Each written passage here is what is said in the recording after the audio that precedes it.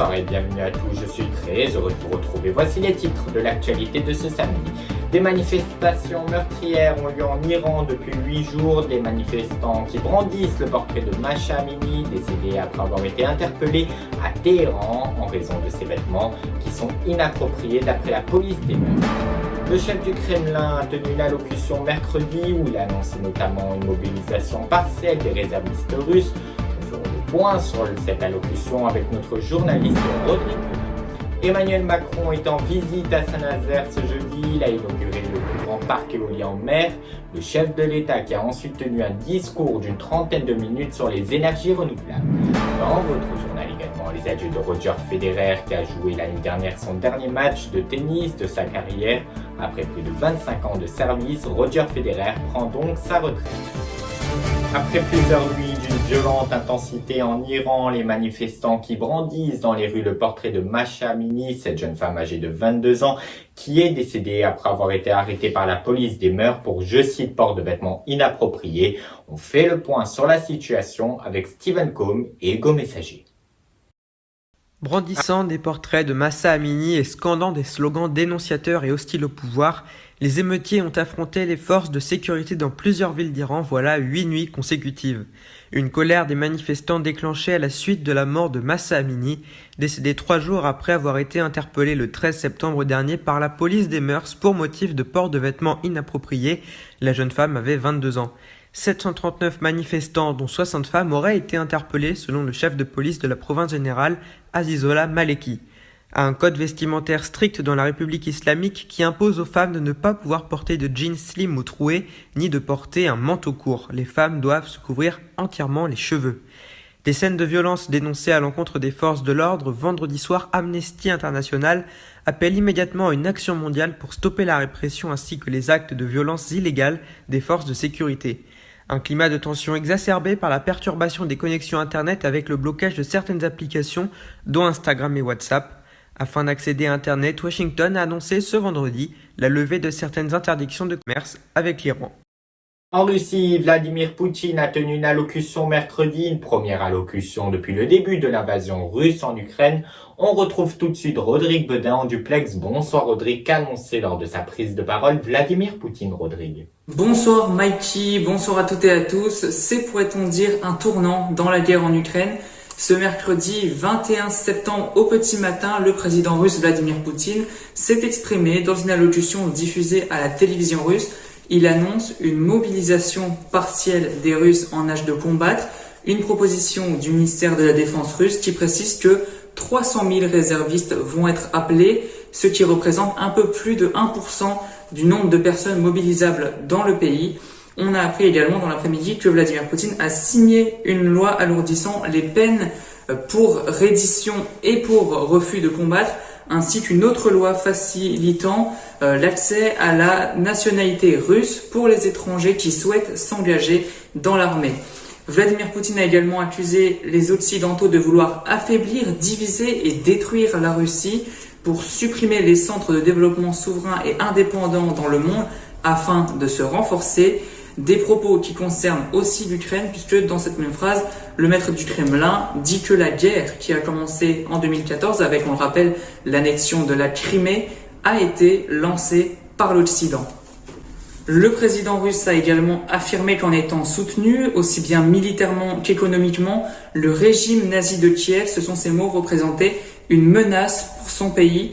Il avertit, si l'intégrité territoriale de notre pays est menacée, nous utiliserons tous les moyens qui sont à notre disposition pour protéger la Russie et notre peuple. De nouvelles menaces envers les pays qui soutiennent l'Ukraine, envers les Occidentaux, menaces notamment autour de l'arme nucléaire que possède la Russie, rappelons-le. Je cite encore une fois le président russe. Ceux qui font du chantage à l'arme nucléaire doivent savoir que ce chantage peut se retourner contre eux. Je tiens à rappeler que notre pays dispose également de moyens de destruction divers. Ce n'est pas du bluff. Fin de citation. Les menaces et les propos de Vladimir Poutine résonnent davantage puisque la veille de son allocution, des référendums d'annexion par la Russie ont été annoncés et sont d'ailleurs en cours dans 4 régions ukrainiennes contrôlées par les autorités séparatistes pro-russes. Il s'agit des régions de Donetsk, Louhansk, Zaporizhzhia et Kherson. Leur intégration à la Russie représenterait évidemment une escalade majeure dans le conflit entre les deux pays. Ces votes doivent durer jusqu'au 27 septembre. Ce mardi, Moscou a déjà affirmé qu'il soutiendrait les résultats des référendums d'annexion. Kiev, de son côté, a réagi en promettant de régler la question russe, dénonçant un chantage de la part de la Russie avec la peur de la défaite. Merci beaucoup Rodrigue. À Montpellier ce samedi, un Boeing a raté son atterrissage et a fini à moitié dans l'eau. En raison de cet incident, l'aéroport de Montpellier a été fermé et tous les vols ont été annulés. Le gouvernement a annoncé que la pilule du lendemain sera gratuite pour toutes les femmes à compter de 2023. Le gouvernement a également annoncé que le dépistage des IST sera gratuit pour tous jusqu'à l'âge de 26 ans à partir du 1er janvier prochain. L'ouragan Fiona touche actuellement le Canada. Plus de 500 000 foyers sont toujours privés d'électricité dans l'est du Canada. Cet ouragan pourrait être d'une ampleur historique d'après les météorologues. En France, Emmanuel Macron était en visite à Saint-Nazaire où il a inauguré le plus grand parc éolien en mer de 12 à 20 km au large de Saint-Nazaire. Le chef de l'État a d'ailleurs tenu un discours d'1 quart d'heure sur les énergies renouvelables. Il souhaite également d'ici 2050 que les Français baissent de 40% leur consommation d'énergie. Reportage signé Davian Mahé et Rodrigue Bedin. Le chef de l'État Emmanuel Macron, entouré de ses ministres, se sont rendus ce jeudi à Saint-Nazaire en Loire-Atlantique pour inaugurer le premier parc éolien de France en mer, déployé sur 12 à 20 km au large du Croisic et de la Baule. Ce parc éolien devrait permettre de produire au moins 20% de la consommation énergétique. Il devrait couvrir une ville comme la taille de Nantes. Lors de cette visite, il était accompagné de ministres ou encore des élus locaux. Le maire LR de la Baule, Franck Louvrier, estime que les éoliennes défigurent les côtes mais sont rendues nécessaires par le manque de capacité nucléaire. C'est un mal parce que cela a défiguré notre côte qui est magnifique, a-t-il dit. Après son arrivée à Saint-Nazaire, Emmanuel Macron est monté à bord d'un bateau. Il a visité les 80 éoliennes en mer, où il a aussi échangé avec les acteurs de la filière. Après sa visite, il a tenu un discours d'une 40aine de minutes à la sous-préfecture.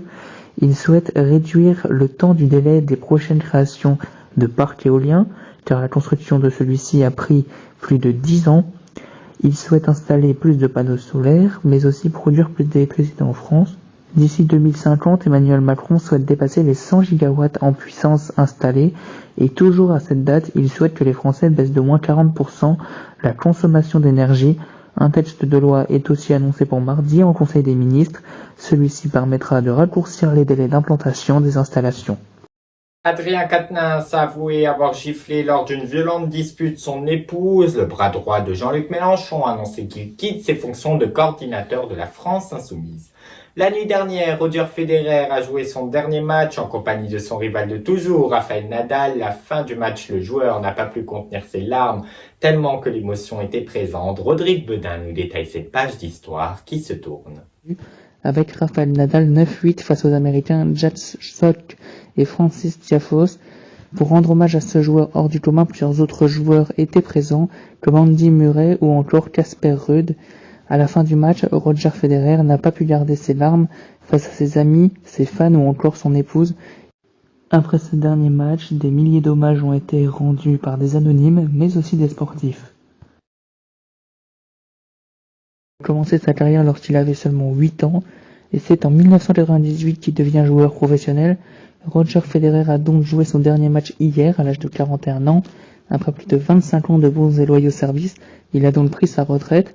Roger Federer aura été durant 310 semaines à la tête du classement mondial du tennis ATP World Tour. Il aura aussi remporté 20 grands chelem et c'est en février 2004 qu'il sera sacré meilleur joueur de l'histoire. Il a donc joué ce dernier match de sa carrière qu'il a malheureusement perdu. C'est ainsi que se termine ce journal. Samedi prochain, vous avez rendez-vous avec une nouvelle saison de C'est ouvert, présentée par Mathis Sarment. Dans 15 jours, pour l'information, j'aurai le plaisir de vous retrouver. Je vous souhaite une excellente soirée et à bientôt sur AR1.